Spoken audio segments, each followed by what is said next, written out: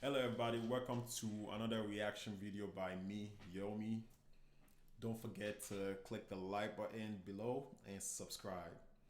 Today I'm going to be doing a reaction video to the iPhone 12 Pro Teardown, aka Where Are the Magnets? Yay! By Jerry Riggs Everything. I actually currently have the iPhone 11 Pro Max. Wait, let me grab it for you.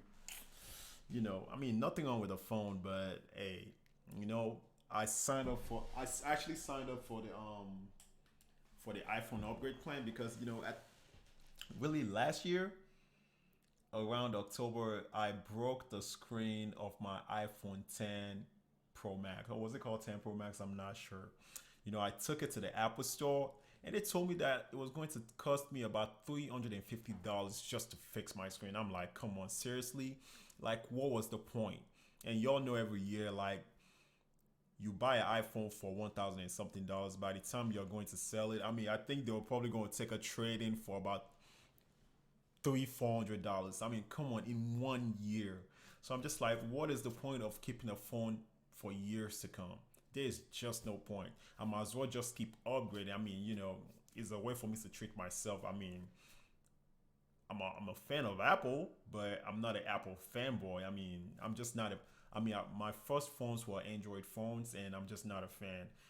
Apple may not put all these widgets that Android people claim to like, but hey, the phone is reliable, and if you protect your phone, you won't break the glass. I, Wait, how did I even break the glass? I think I probably slammed my card on it, but hey, that was the past. So I'm definitely 99.99% sure that I'm going to be upgrading to the iPhone 12 Pro Max. Hey, I'm sure I will probably like it for 1 weekend. Like, okay, well, it's just a phone. Okay, hey, as long as I'm able to continue to watch YouTube videos just like you guys are doing right now, I'm good with that. Let's go and get into the video. iPhone 12 Pro. We already know the outside is new and Of course. different with its stainless steel sides, flush screen, and ceramic shield glass. Does it break? But we know true beauty lies on the inside. Of course. The iPhone 12 Of course, that's what most people don't know. I'm currently a deep database administrator right now, okay? I'm not going to tell you the company I work for, but when people see tech, most people see what's on the outside. But really, they don't see the chaos, I believe. They don't see what is in the background. When most people see what is in the background, like, oh, ugh, that's ugly. Like, what the heck is going on? But really, that chaos is beauty because it's the beauty that gives you guys the impersonation of the beauty that you were looking for. Pro has a series of magnets just below the back glass, and I'm curious to see what those look like from the inside.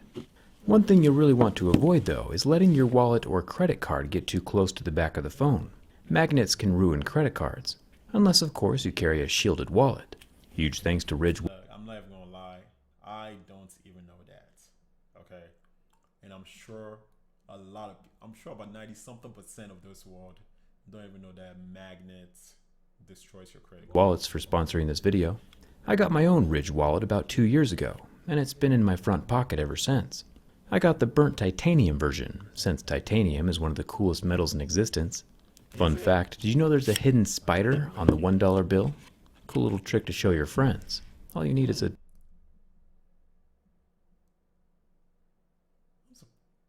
What's the old cash these days? I'm not sure. Everything that I pay for is through credit card or debit card. If I owe somebody money, pull out the Cash App. Simple as that. dollar and some friends.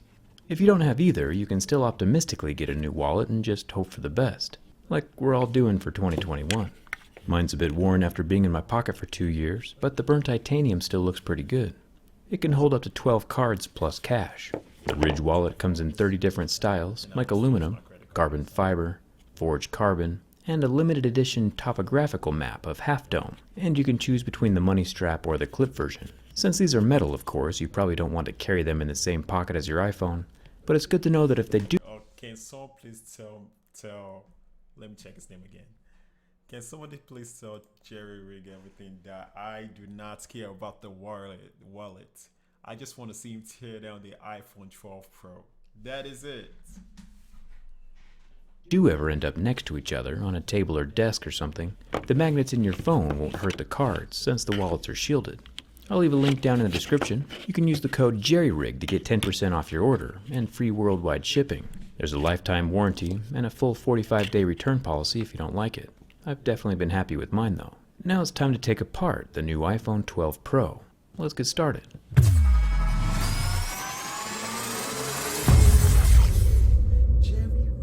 The iPhone 12 Pro design has changed things up a bit this year, but of course it still has the two pentalobe screws down at the bottom.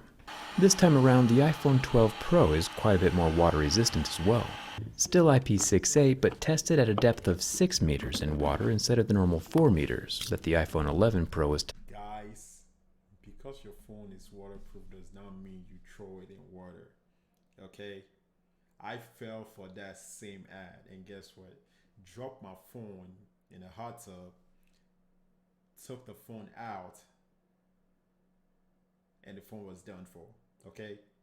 Because your phone is waterproof does not mean that you actually throw it in water. Don't be stupid. Tested at last year. So there is quite a bit more adhesive, which requires more heat, and the screen being inlaid flush with the stainless steel housing also makes things a little more difficult. Long story short, the quickest way to learn something new is by using someone else's mistakes, and as I was lifting up the screen, I didn't go quite deep enough to grab the frame, and I accidentally stabbed the screen under the glass.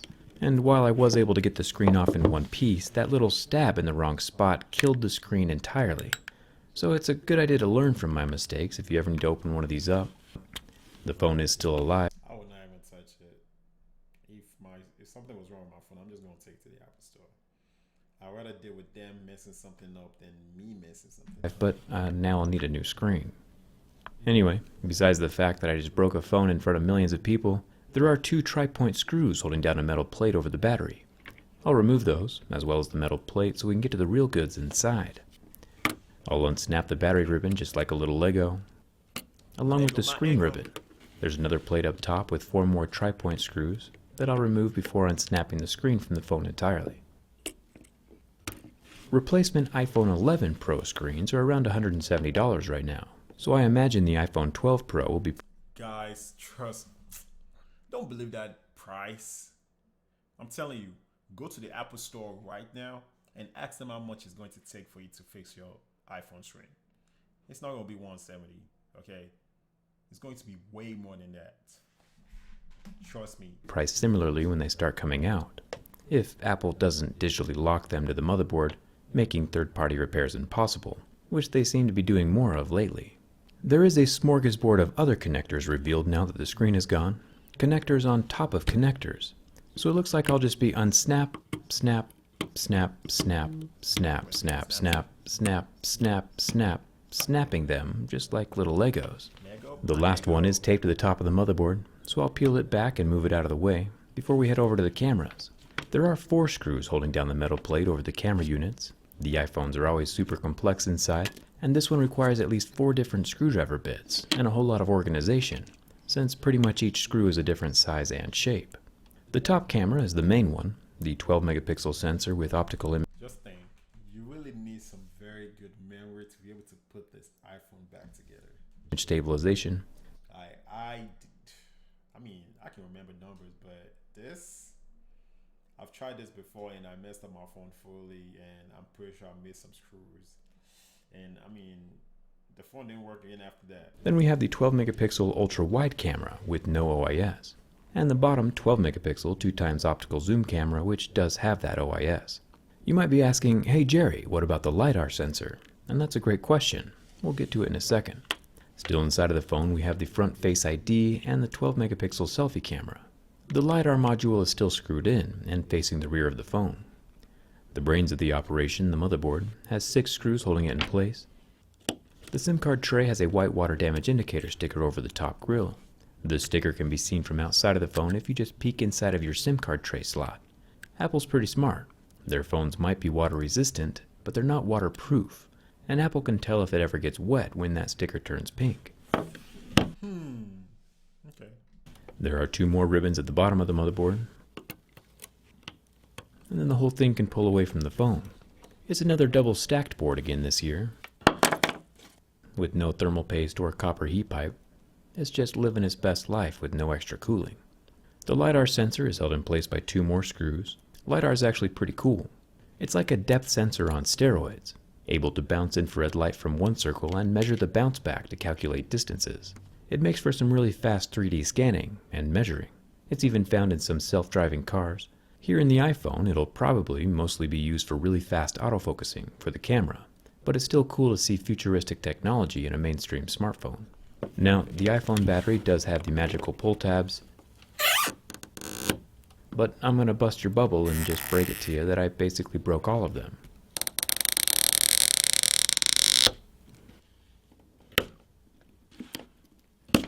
And had to pull the battery out with my bare hands instead.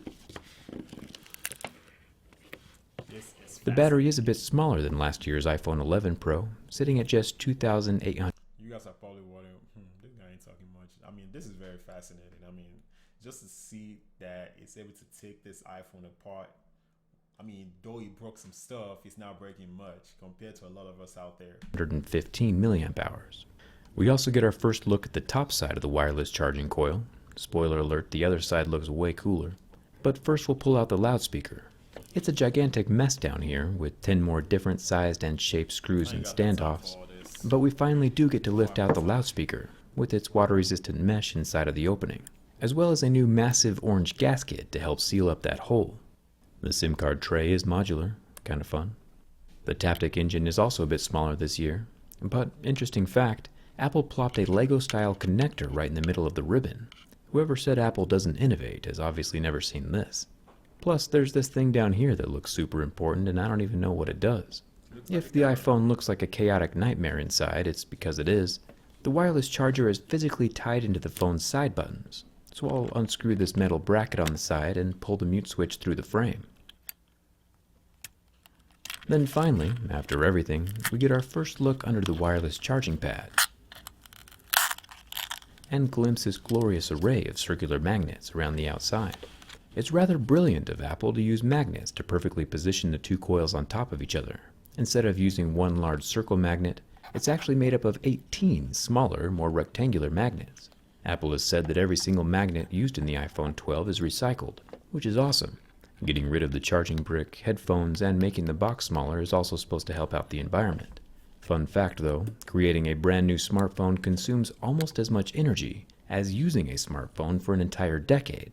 So since Apple has over 1 billion active iPhones on the planet right now, if they really wanted to help the environment, they'd make their phones easier to repair. I mean, let's be honest, making the box smaller is peanuts compared to how much energy. But let's be honest, Apple will never make it easier for people to make money off them. They want you to bring your iPhone to them so that they can fix it for you, so that the money will come out your pocket and come to them, not to third-party repair. Energy we could save by just using our phones for an additional year or two. Not much changes between each new version of a phone anyway. Of course, every step towards helping the environment is a good step, but I would like to see Apple facilitating repairs instead of just locking every component to the motherboard and having people buy new phones.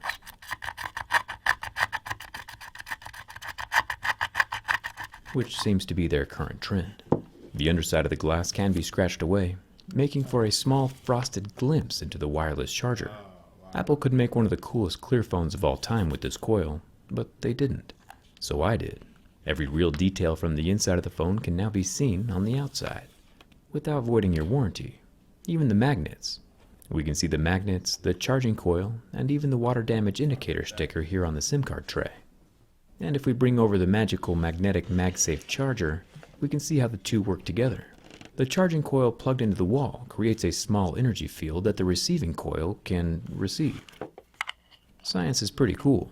I'll leave a link for my Teardown skin down in the video description, along with the Ridge wallet, and I'll get this phone put back together and working again once I find a replacement screen. Let me know what you think of Apple's new charging system. Would you ever buy a clear iPhone? Let me know down in the comments. Come hang out with me on Instagram and Twitter, and thanks a ton for watching. Not the full end of the video, but that was the end of the video. I actually really enjoyed the teardown of the iPhone 12 Pro Max. 12 Pro. The iPhone 12 Pro Max is supposed to be ready for pre-order on November 6th, and I'm sure a lot of us are going to be getting it. But hey, that was a good teardown and a good video. Thank you for watching, guys. Again, don't forget to click the like button and subscribe. Thank you and have a nice day.